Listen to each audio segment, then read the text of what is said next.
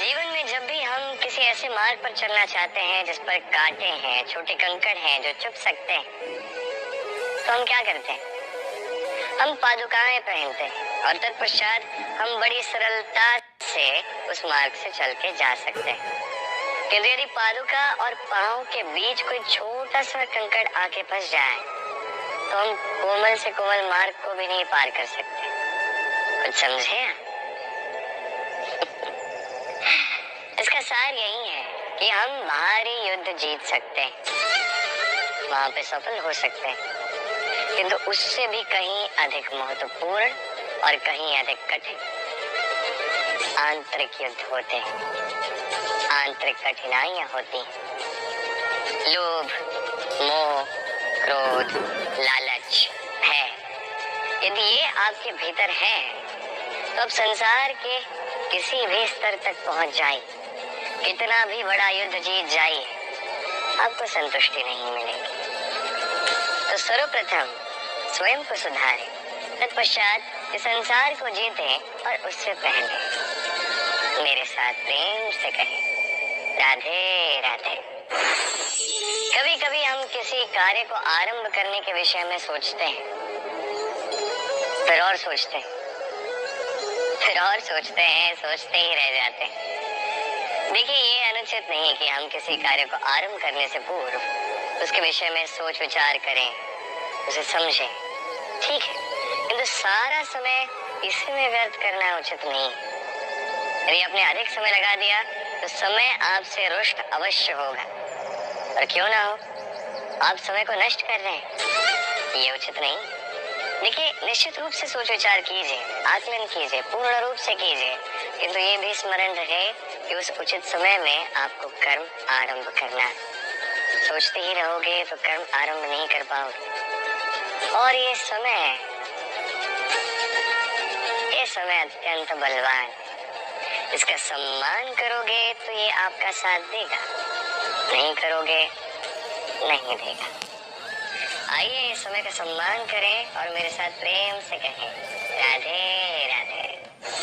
कई बार ऐसा होता है कि हमारे अच्छी मंशा पर, अच्छे विचारों पर, अच्छे कर्मों पर लोग संदेह करते हैं,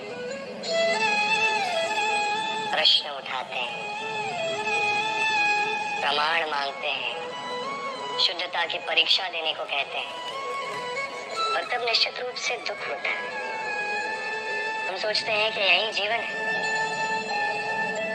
इतना अच्छा सोच के भी, शुभ कर्म करके भी लोग हम पे ही संदेह करते हैं। दुख तो होता है, किंतु दुखी होने की आवश्यकता नहीं। क्यों नहीं है? तो यदि कोई आप पर संदेह करता है तो उन्हें करने दे।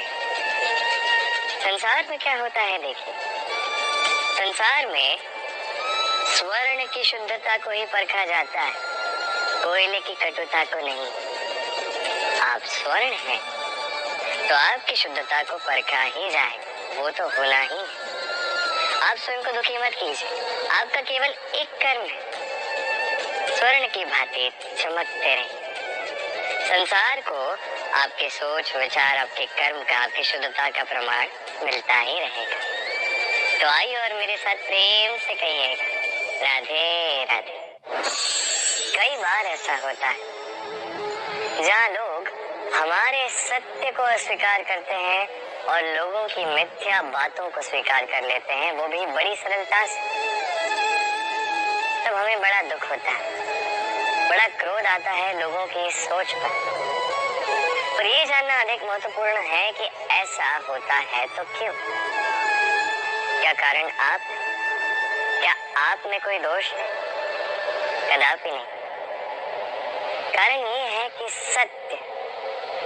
सत्य का मूल्य कहीं अधिक है, इतना अधिक है कि कई बार बड़े से बड़ा धनी भी इसका मूल्य चुका नहीं सकता।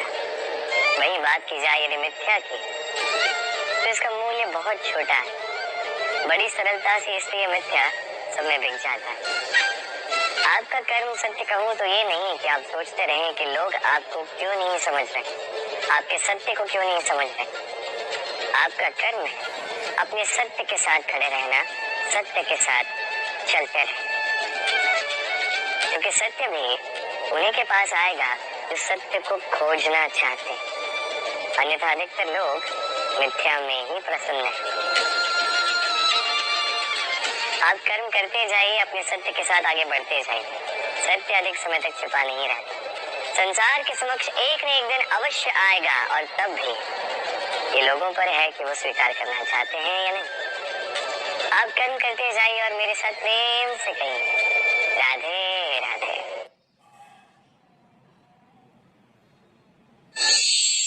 संकट, समस्याएं, कठिनाइयां, ये तो हर एक के जीवन में आते हैं। अधिकतर बार ऐसा होता है कि मनुष्य के जीवन में जब कोई संकट आता है तो वो वहीं भयभीत हो जाता है, चिंतित हो जाता है, निराश हो जाता है। किंतु यदि मैं आपको सत्य बताऊं तो हमारे व्यक्तित्व के विकास के लिए, हमें लक्ष्य तक पहुंचाने के लिए ये संकट, ये समस्याएं, ये अत्यंत महत्वपूर्ण है। और इसका उदाहरण मैं नहीं, अपितु तो प्रकृति स्वयं देगी। अब स्वयं कभी धरती माता को देख लीजिए। धरती माता सूर्य का ताप सहती है, क्यों? ताकि धरती पर जो जल है वो वाष्प बनकर ऊपर जाए, मेघ बने और धरती पर पुनः एक बार वर्षा करे, नया जीवन दान दे। वही बात कीजिए पतझड़ की, तो वृक्ष को देखिए। पतझड़ की इस ऋतु में सारे पत्ते झड़ जाते हैं, तत्पश्चात उस वृक्ष पे होता है नवनिर्माण, नए पत्ते आते हैं, वो वृक्ष पुनः खिल उठता है, लहला उठता।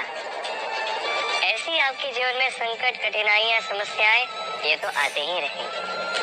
आपको इससे भयभीत नहीं होना, पीछे नहीं हटना, निराश नहीं होना है, अपितु डट कर साहस के साथ उसका सामना करना। ये करना आप सीख जाएंगे तो आप स्वयं देखेंगे कि यही संकट, यही समस्याएं, यही कठिनाइयां आपको बल प्रदान करें। आइए और मेरे साथ प्रेम से कहिए, राधे राधे।